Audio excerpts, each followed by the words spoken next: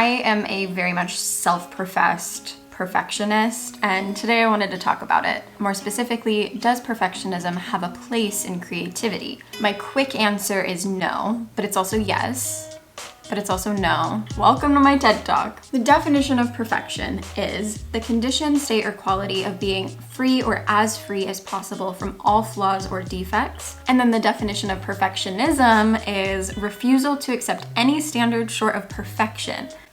Okay, so that definition is exactly what I want to talk about, because really, I mean, what kind of definition is that? Why, okay, being free or as free as possible from all flaws or defects. A flaw, a mark, fault, or other imperfection that mars a substance or object. A shortcoming, imperfection, or lack. That doesn't give me an answer, because what's an imperfection? An imperfection is a defect. Okay, well, what's a defect?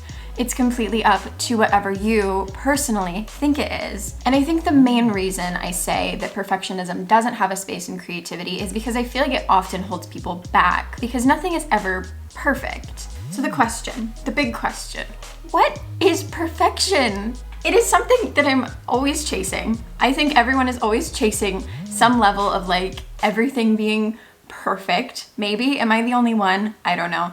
But what is it really? We all have our own definition of what perfection is. And as soon as I realized that a few years ago, I started to try to change what my own personal definition of perfection was. So I started questioning why I think that certain things are perfect and certain things are imperfect. Or you could also use the words good and bad. Now, I'm not talking about morally good or bad. That's another video.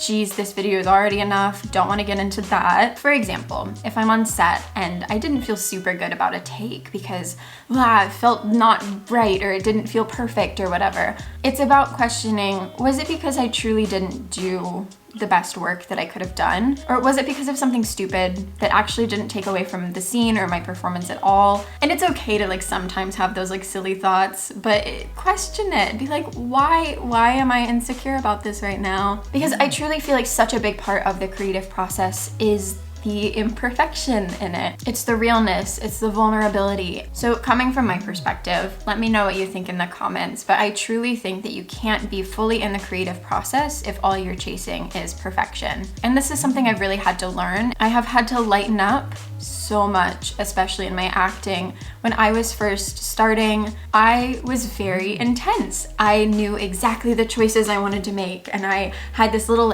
miniature director in my head that was telling me to do this and this and this and this, and I needed to do this in order for the take to be perfect. But to be honest, it didn't benefit me at all, and it only made me worse. And I think that can apply to most other creative outlets. And it's something that I've taken into my painting, to my drawing, to my writing. And of course, there are still certain things where that little perfectionist inside of my head is a bit more outspoken than other things. But again, every time you hear that voice, it's about questioning, why are you thinking that way? Because to be honest, for a while, I kind of lost sight of the fact that acting or anything else that's creative is supposed to be enjoyable. It's supposed to be rewarding. It's supposed to be fun. And I would spend more time beating myself up about my performance or about the work that I was doing than I would spend actually enjoying doing the work.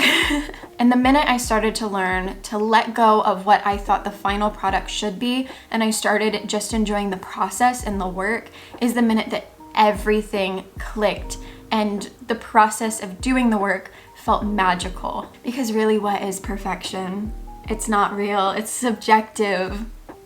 And now, okay, I want to talk about the perfectionism that stems from external forces. So the standards that society puts on us, the things that we're told that make something good or bad. Maybe a teacher has told you that you're only good if you do things a certain way, or if your performance is a certain way, or whatever.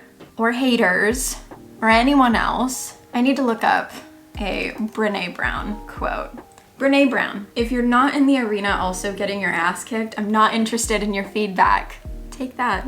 So if you have family members or friends or teachers or whoever who are highly judgmental of what you're doing and every step that you take in your creative journey, think to yourself, are they also on a creative journey, or are they just being judgmental assholes? And not everyone is trying to be judgmental and an asshole. Like, usually it comes from a place of love and like wanting to protect you because they don't want you to go out and do something that's like out of the box. They want to make sure you have a safe, comfy life. But like, is that protecting you? No. And this is a conversation that is just like kind of continuous in the acting studio that I go to. So I feel like all of the knowledge that I have around this is just an accumulation of all of the people that I surround myself with. And I think it's important to have that community where you can just be safe and be creative and push yourself and have people that push you but also respect you and support you. And that does make it a lot easier when there are those critics in your life, because at least you know you have a safe place to go back to where you will be supported in what you're doing. I think it's really upsetting how many people are in like high school theater or whatever and they have really bad experiences with their teachers and then never end up pursuing what they want to pursue because their teacher told them at the age of 14 that they were never gonna make it on Broadway. Like, you're 14. What? No, your life is not set in stone yet. Your life is never set in stone, but it really breaks my heart when I see stories of that online. Thankfully, I only ever had very, very, very supportive teachers, but I think that having those critics early on in your creative process, whether you're at a young age or you're just early in your journey, it doesn't matter. You can be starting your creative journey at any point in your life. But I think that it does instill a bit of a fear of vulnerability. And then we can also have our own fear of vulnerability from ourselves as well. But I want to talk about that for a second. So just the act of doing something creative in itself, or doing something that's a bit out of the box or a bit against the status quo, is vulnerable. Even if the actual thing that you're doing isn't necessarily a vulnerable thing, just the fact that you're doing it is vulnerable. Like, there's been so many things that I've done and I've tried and I've just ended up not sharing it with anyone because it feels like a part of me and I don't want it to be judged. Even starting back up on YouTube felt so vulnerable and I was really afraid of people judging me. And then it's especially upsetting when you do step out of your comfort zone and you do that thing that makes you feel vulnerable and then you are immediately judged or criticized for it. Makes you want to never do it again. I understand, but it's about continuing to do it because again, if you're not in the arena also getting your ass kicked, I'm not interested in your feedback. Brene Brown, thank you. It is definitely a journey. It's not just gonna happen overnight where you're all of a sudden just not caring about what people think or you have no fear of being judged. It's still a process that I am constantly working on, but at least it does get better. So if you are being critical of yourself, question that shit. Or go to therapy. I'm gonna recommend therapy in every single video from now on. And if you're being judged by other people, make sure that your support group of people who do support you is larger than the amount of people who hate on you. Unless you're like famous and there are thousands of people hating on you, but then I guess you would have like a huge support system. Anyway, don't take my advice. So just to kind of sum it all up, I think that the actual definition of perfection is stupid because it's not even a definition and it's completely subjective. It's important to find what your own definition of it is, but just make sure it's one that doesn't hold you back and doesn't take away the inspiration. And it's really easy to say, just stop doing that. But I think it's a good step to at least just be aware that it's not benefiting you and that it's something to let go of over time. But with that being said, if you are still here, please like this video so that I know that you watched it. I enjoy talking about these things that aren't even really things.